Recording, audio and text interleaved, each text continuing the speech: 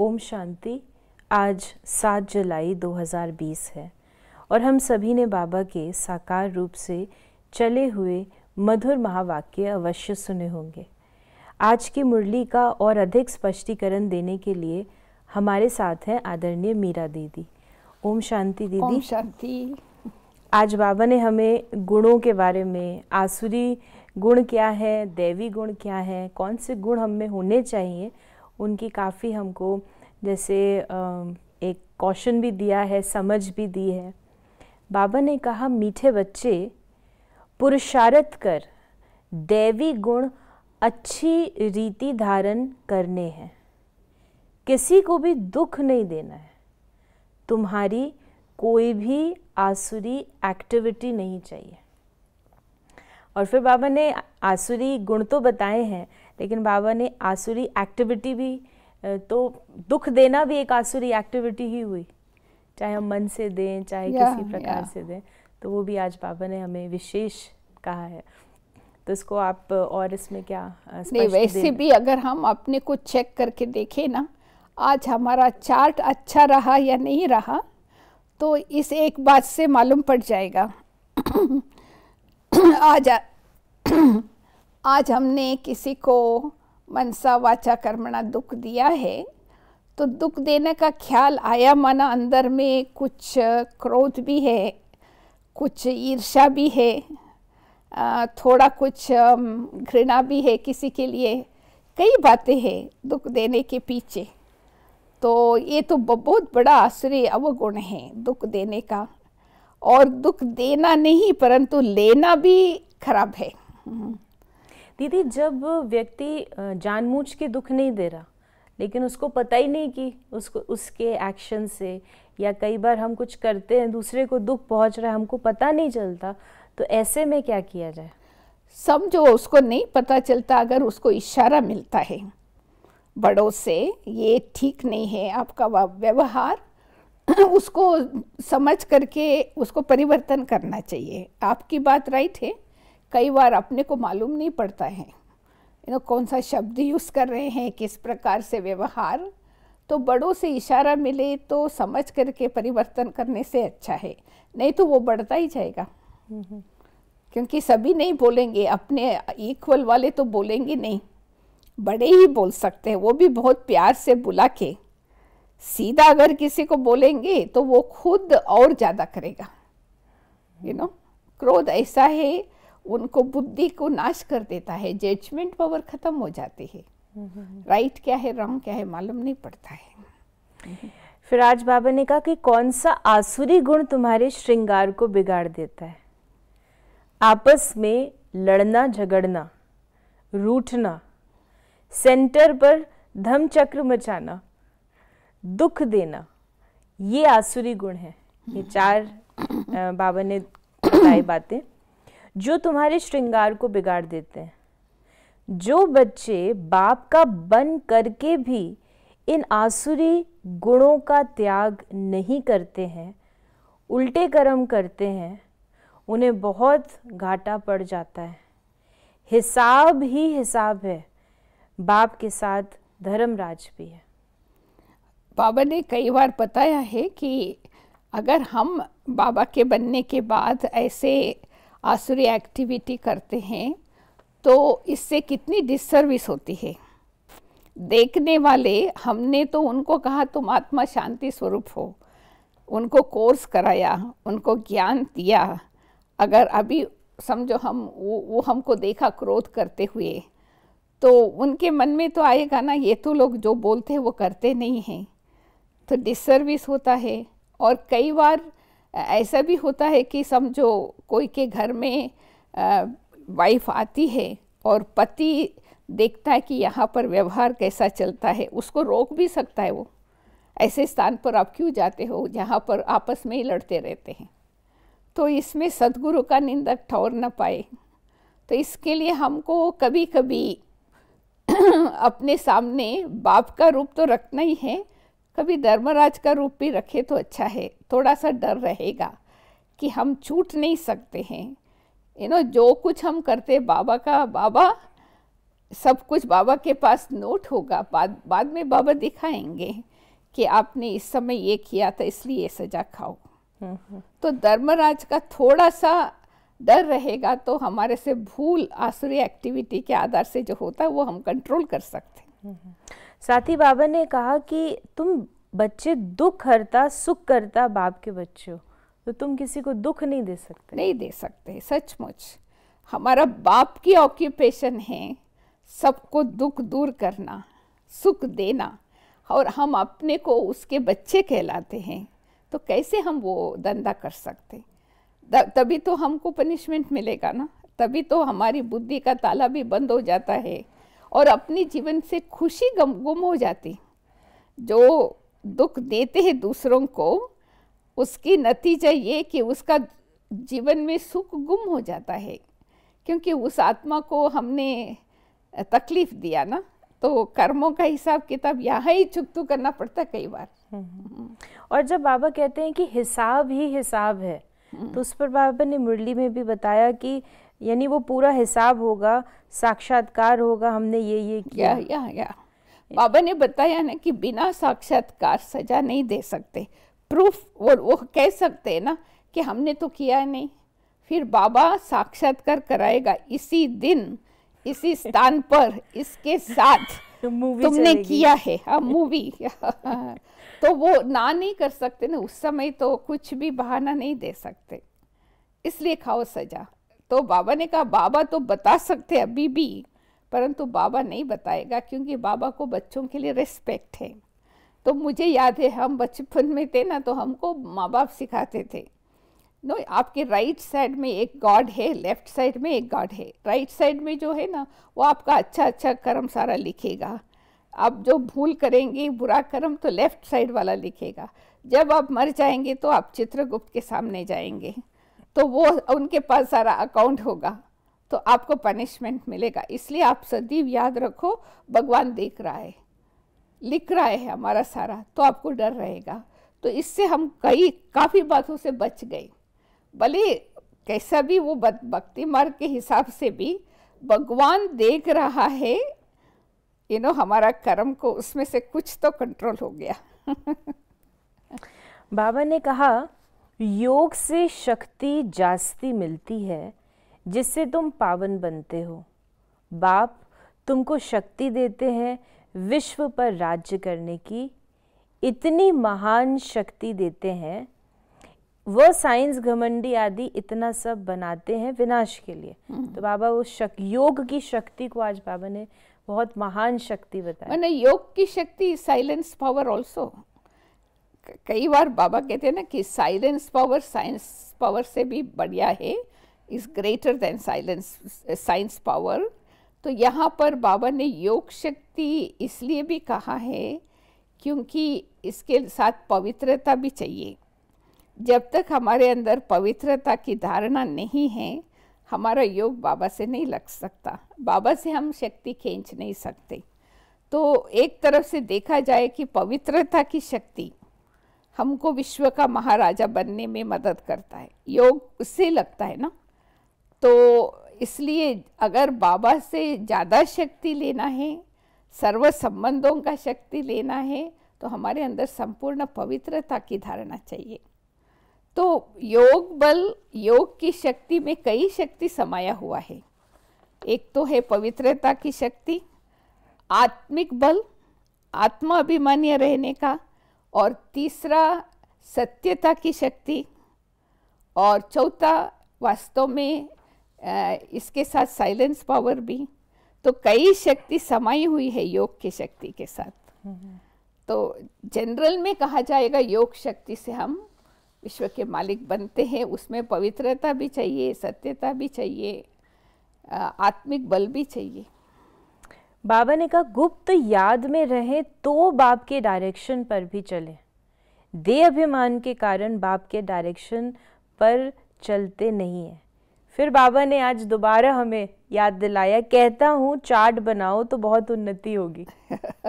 It seems कि हम सब ने नहीं बनाया है, तो बाबा कह रहे हैं बोल रहा हूँ, कहता हूँ चार्ट बनाओ। चेकिंग करने का, चार्ट लिखने का मतलब ये नहीं है कि हम रोज बैठ करके ही लिखें। तो मतलब बाबा का ध्यान है कि स्व उन्नति के लिए अपना असेसमेंट ज़रूर करना है, चेकिंग अकाउंट देखना है। जैसे बिजनेसमैन भी अकाउंट देखते हैं ना, उसको भी तो चार्ट कहेंगे। तो हम भी अपनी चेकिंग करना चाहिए, आज सारे दिन हमने कितना याद किया। और यहाँ जो बाबा ने शब्द यूज़ किया है गुप्त याद, माना जो याद बाबा को करते वो छिप नहीं सकते। तो गुप्त याद का मतलब कि वो अंतर्मुखी होकर के बाबा की याद की तरफ अटेंशन रखेंगे, तो उसका प्रूफ है वो श्रीमत की पालना करेंगे। कोई कोई ब्राह्मण कह देते ना, मैं तो 24 आवर्स बाबा को याद करता हूँ, मैं तो भूल ही नहीं सकता, और रोज मुरली सुनते ही नहीं है, बाबा की कोई श्रीमत की पालना करते ही नहीं है, ना अमृत वेले उठते हैं ना मुरली के लिए आते हैं, और कहते मैं तो बाबा को भूल ही नहीं सकता। ये तो गपोड़ा है। अगर जो गुप्त रीति से भी बाबा को याद करते हैं तो बाबा की हर श्रीमत को पालन करेंगे, जिसको याद किया उसकी बातों को मानेंगे ना। तो अगर हम उसकी बात को नहीं मान रहे हैं और कहते हैं उसको हम याद करते तो बाबा नहीं मानेगा। मेरे को याद है अव्यक्त बाबा भी जब मिलते थे ना, किसी से पूछते थे कि तुमको बाबा के साथ कितना प्यार है, बोलते थे बहुत बहुत प्यार है, उतना उतना। तो बाबा पूछते रोज मुरली सुनते हो क्या? नहीं बाबा मुरली नहीं सुनते हैं। तो बाबा ने कहा बाबा नहीं मानेगा, तुमको बाबा से प्यार है। जिसको बाबा से प्यार है उसको मुरली से प्यार जरूर होना चाहिए। मुरली के बिना रह सकते हैं तो वो बाबा के प्यार की निशानी नहीं, क्योंकि मुरली तो श्रीमत है, उसमें ही तो श्रीमत मिलता है, कहाँ से मिलेगा नहीं तो ना। यानी वो जो प्रूफ है, भले हम सोचते हैं हम याद करते हैं, लेकिन उसके जो प्रूफ होगा, गुप्त याद का प्रूफ होगा कि हम श्रीमत पर चलेंगे। क्या बाबा ने कहा कि मियाँ मिट्ठू नहीं बनना है। बाबा ऐसे थोड़े कहते हड्डी दे दो, बाबा तो कहते तंदुरुस्ती अच्छी रखो तो सर्विस भी अच्छी रीति कर सकेंगे। और फिर बाबा ने आगे बताया, याद के बल से ही तुम पवित्र होते, फिर है ज्ञान बल, याद में कमज़ोर मत बनो, याद में ही विघ्न पड़ेंगे। याद बल से पवित्र होते हैं और पवित्रता से याद आती है, ये दोनों कनेक्टेड हैं। जितना इस जन्म में हम पवित्रता की पालना करते हैं उतना हमारी याद बढ़ेगा, और जितना हमारी याद पावरफुल होगा तो पिछली जन्मों का पाप भस्म होगा। दोनों का कनेक्शन है। बाकी जो बाबा ने कहा ना कि मियाँ मिट्टू नहीं समझना है, माना अपने आप को ही सर्टिफिकेट नहीं देना कि मैं बहुत अच्छी हूँ ज्ञान में, मैं बहुत अच्छी हूँ योग में, मेरा योग बहुत अच्छा लगता है, उसका प्रूफ दिखाओ ना। हाँ, इसलिए कहते हैं ना कि self appreciation is no recommendation. अपने आप को ही महिमा करते रहो मैं कैसी हूँ, नहीं, जब तक प्रूफ नहीं बाबा नहीं मानते। बाबा ने कहा कि कई बच्चे डिससर्विस कर अपने आप को जैसे श्रापित करते हैं, दूसरों को बहुत तंग करते हैं, आपको आप ही श्रापित कर देते हैं। दूसरों को कैसे तंग करते हैं? क्योंकि अभी समझो कोई बांदली माता है बेचारी, वो तो बहुत मुश्किल से आ रही है, और फिर यहाँ पर कोई बाबा के घर में रह करके बाबा को छोड़ के चले जाते हैं। तो फिर वो ऐसे केसेस देखते तो उनसे पूछते तो वो कहते कि मेरे को तो कोई निश्चय नहीं था, मैं तो ऐसे ही बोल दिया काम महाशत्रु है नो। तो वो ऐसे ऐसे बातें सुनेंगे ना, तो फिर वो पति लोग उनको बंधन में डालते हैं कि तुम क्यों ऐसे स्थान पर जाते हो। तो यानी माताओं को अबलाओं पर अत्याचार होता है, ये तंग हो गया ना। हम बाहर जा कर के यज्ञ की निंदा की या हमने ऐसे कोई एक्टिविटी किया तो फिर माताओं को बंधन में डाल देते पति लोग, तो ये भी तंग करना ही हुआ ना। तो इसका भी बोझ बहुत चढ़ेगा। फिर बाबा ने कहा जो विश्व का मालिक बनने वाले बच्चे हैं उनके ख्यालात बहुत ऊंचे और चलन बड़ी रॉयल होगी, ऐसी खुशी में सदैव रहो तो खान पान भी बहुत थोड़ा हो जाए। सच्ची ना, royal people they talk less, they eat less, they sleep less, they walk softly lightly. उसके अंदर खाना भी बहुत जल्दी जल्दी नहीं खाएंगे, बहुत धीरे भी नहीं खाएंगे। रॉयल्टी होगा ना, चलते फिरते भी खाते नहीं रहेंगे। दादी जानकी ने ये सब बताया ना कि रॉयल्टी, तो उससे मालूम पड़ेगा दूर से ही ये रॉयल कुल के हैं। जब तक पूछा नहीं जाता है तो नहीं बोलेंगे। और उनके अंदर जैसे रॉयल्टी मीन्स ऑल्सो भरपूरता, कहाँ आंख डूबेगी नहीं। कुछ भी बहुत बढ़िया चीज़ भी हो, वो उसके अंदर तृप्ति होगा, तो इसलिए डूबेगा ही नहीं आंख। तो खाना भी कम खाएंगे तो नींद ऑटोमेटिकली कम आएगा, लालच नहीं होंगी। जिसको रॉयल्टी नहीं है, कोई चीज़ अच्छी है, चीज़ टेस्टी है, तो थोड़ा दो चार और भी ले लेंगे। रॉयल वालों का एक्स्ट्रा रखने की आदत भी नहीं है। तो इससे मालूम पड़ता है कि ये ऊंच पद पाने वाले, यानी उनके ख्यालात जो ऊंचे हैं, जो थॉट्स से तृप्ति है, तो वो स्थूल रीति से भी वो तृप्त रहेंगे और उनको सब कुछ मिलेगा भविष्य में। अभी जिसको कुछ नहीं चाहिए अभी तृप्त है, तो बाकी भविष्य में उनको सब कुछ मिलेगा पे ही।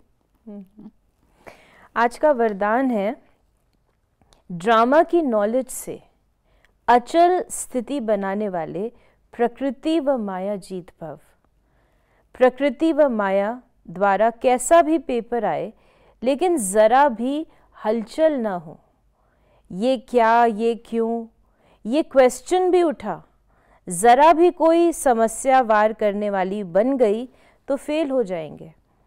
इसलिए कुछ भी हो, लेकिन अंदर से ये आवाज़ निकले कि वाह मीठा ड्रामा वाह। हाय क्या हुआ, ये संकल्प भी न आए। ऐसी स्थिति हो जो कोई संकल्प में भी हलचल न हो, सदा अचल अडोल स्थिति रहे, तब प्रकृति जीत व माया जीत का वरदान प्राप्त होगा। तभी तो बाबा कहते हैं ना कि आप सदैव याद रखो कि शिव बाबा कल्याणकारी है और हम अभी पुरुषोत्तम कल्याणकारी युग में हैं और हम अभी चढ़ती कला में हैं। हमारी उतरती कला खत्म हो गई। तो जो कुछ ड्रामा में सीन आता है उसमें चढ़ती कला में ले जाएगा। जैसे बाबा ने बताया ना, आपको परीक्षा में पास होना मना, आगे क्लास के लिए जाना, आपको अनुभवी बनाने के लिए परिस्थिति आई है। इसमें से कुछ न कुछ अच्छा ही है।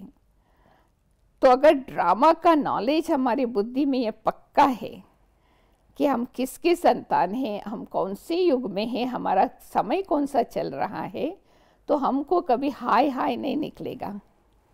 जो त्रिकालदर्शी नहीं होता है, एक काल से देखेगा, ओनली प्रेजेंट टाइम, तो उसको हो सकता है कि क्या क्यों कैसे क्वेश्चन आवे। अगर हमारी विशाल बुद्धि है, दूरांदेशी है, तीनों कालों को जानते हैं, तो हमको पता है कि इसमें कुछ न कुछ बेनिफिट है। Just let me wait and see. तो उसके लिए ही ड्रामा हमको पेशेंस सिखलाते हैं। जल्दी रिएक्ट नहीं करो, जल्दी हलचल में नहीं आ जाओ, वेट फॉर ए वाइल, तो आपको बताया जाएगा इसमें क्या कल्याण था। तो फिर उसके साथ तभी तो बाबा ने कहा ना कि प्रकृति जीत माया जीत का भी टाइटल मिलेगा तब, जब हम इस दृष्टि से देखेंगे तो इट्स टोटल कॉन्करर। यानी कोई ऐसा सीन भी आ जाए जो आजकल हम देख रहे हैं, समय प्रति समय जो प्रकृति के और दुनिया में जैसे सीन्स चल रहे हैं, तो बाबा कहते हैं आपकी स्थितियों की वाह मीठा ड्रामा, तो वो स्थिति हमको प्रकृति जीत बनाएगी। है ना, मुख से वाह मीठा ड्रामा, अंदर में हलचल वो भी नहीं, अंदर से वाह वाह निकले, वाई वाई न निकले, अंदर से, तभी हमको कहा जाएगा ना आप पास हो गए। आज का स्लोगन है, खुशखबरी सुनाकर खुशी दिलाना यही सबसे श्रेष्ठ कर्तव्य है। और खुशखबरी कौन सा? परमात्मा अभी स्वर्ग की स्थापना करने के लिए आया हुआ है। भगवान का संदेश और होप क्रिएट करना। वर्तमान समय की परिस्थिति को देख करके होपलेस हो गए ना, दिल शिकस्त हो गए ना, निराश हो गए ना, तो ऐसे निराश वालों को जैसे कुछ होप पैदा करना कि भगवान का कोई ना कोई बात सुनाना, वो दुखी आत्मा को खुशी देना, ये तो खुशखबरी है ना। पर सुनाने का ढंग अपने अपने ढंग से सुनाना है, जिसको जिस बात में समझ में आता है। ऐसा भी नहीं सीधा कहना कि भगवान आ गया है डंडोरा पिटवाना है, फिर लोग हमको देख के हंसेंगे। आजकल तो भगवान कहनाने वाले बहुत हो गया है, तो वो बिलीव नहीं करेंगे। परंतु हमारे प्रैक्टिकल जीवन से और ऐसी बातें उनकी जीवन की परिस्थिति के अनुसार सकारात्मक विचार कोई बताए, उनको लगेगा ये खुशखबरी है, तो उनको खुशी होंगी। तो ये थे बाबा के आज के मधुर महावाक्यों का और अधिक स्पष्टीकरण। यदि आपके मन में भी इस मुरली से संबंधित कोई प्रश्न है तो आप अपने प्रश्नों को हम तक अवश्य पहुंचाएं। ओम शांति।